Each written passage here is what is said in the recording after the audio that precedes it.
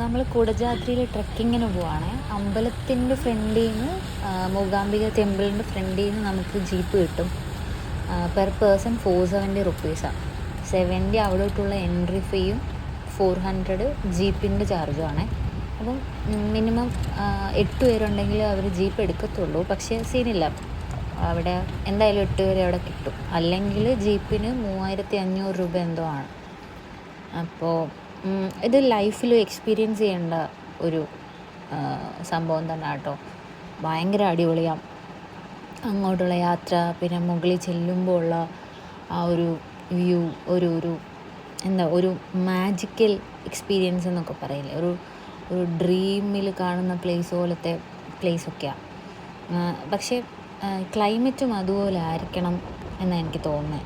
ഈ ഒരു സമയം ഭയങ്കര അടിപൊളിയാണ്. മഴ, മഞ്ഞ്, പിന്നെന്താ ഭയങ്കര കോട, സ്നോ ഫ്ലേക്സൊക്കെ ഇങ്ങനെ മുഖത്തോട്ടടിക്കും. ഇങ്ങനെ താഴേന്ന് മുകളിൽ ചെല്ലുമ്പോൾ ഭയങ്കര അടിപൊളിയാണ്.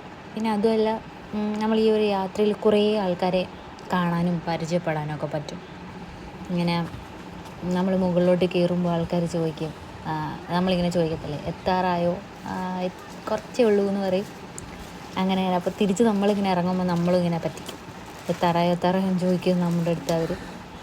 കുറച്ചേ ഉള്ളൂ നടന്നു എന്നൊക്കെ പറയും. അടിപൊളിയാട്ടോ, ഭയങ്കര അടിപൊളിയാണ്.